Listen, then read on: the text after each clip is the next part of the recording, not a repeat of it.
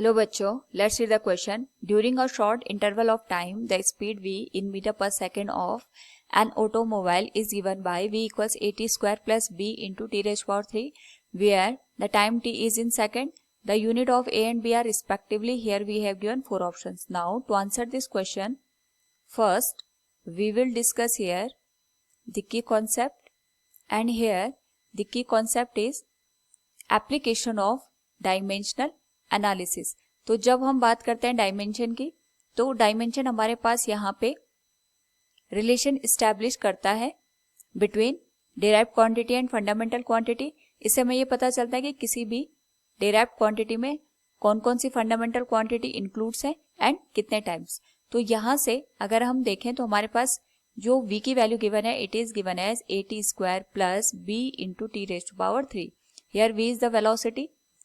साथ में हमें ये भी ध्यान रखना है, जब भी एक कोई इक्वेशन गिवन होती है तो जो LHS की डायमेंशन होती है that is equal to the dimension of RHS।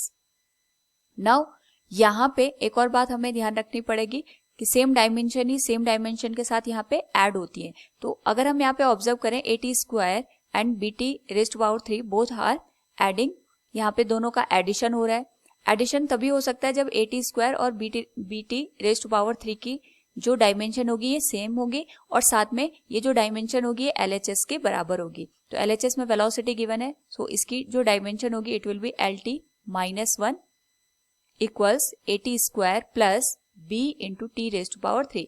क्योंकि at square and b into T raise to power 3 दोनों की डायमेंशन हमारे पास सेम होंगी, और यहाँ पे अगर दोनों की डायमेंशन सेम होंगी तो हम इनको इंडिविजुअली कंपेयर कर सकते हैं LHS से। यानी at स्क्वायर की जो डायमेंशन होगी ये भी LT माइनस 1 के बराबर होगी, और b into T raise to power 3 है, इसकी भी डायमेंशन यहाँ पे LT माइनस 1 के बराबर होगी। So we can write it will be at square can be given as LT minus 1।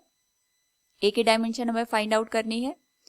Time के लिए हम यहाँ पे t का यूज करेंगे, it will be t raise to power 2 and it will become equals LT minus 1। तो जो a की डायमेंशन है ये हमें मिल जाएगी L t raise to power minus 3 के बराबर। एंड वी नो दैट हमें यहाँ पे यूनिट बतानी है।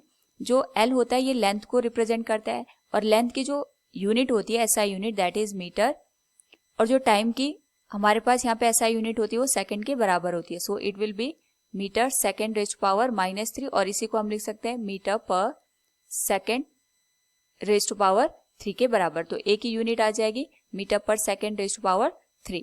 नाउ यहाँ पे अगर हम कंपेयर करें b into T raise to power 3 को, तो इसकी जो वैल्यू होगी ये LT माइनस 1 के बराबर आएगी। b की डायमेंशन हमें फाइंड आउट करनी है, और टाइम की डायमेंशन आ जाएगी t raise to power 3 equals LT minus 1। Again अगर हम यहाँ पे इसको सॉल्व करें तो जो b की डायमेंशन बनेगी it will be L t raise to power minus 4। तो यूनिट को लिखने के लिए हम लेंथ के लिए यूज करेंगे मीटर और टाइम के लिए यूज करेंगे second. Second raise to power minus 4 है, तो हम इसको इस तरीके से भी लिख सकते हैं मीटर पर सेकंड रेज टू पावर 4। तो यहाँ पे हमें दोनों जो क्वांटिटी दे रखी हैं a और b उनकी डायमेंशन फाइंड आउट कर सकते हैं। So from the given question we can say here the units of a and b are respectively metre पर second raise to power 3 and metre पर second raise to power 4। Option D will be the correct one. Hope all you understood it. Thank you and best of luck.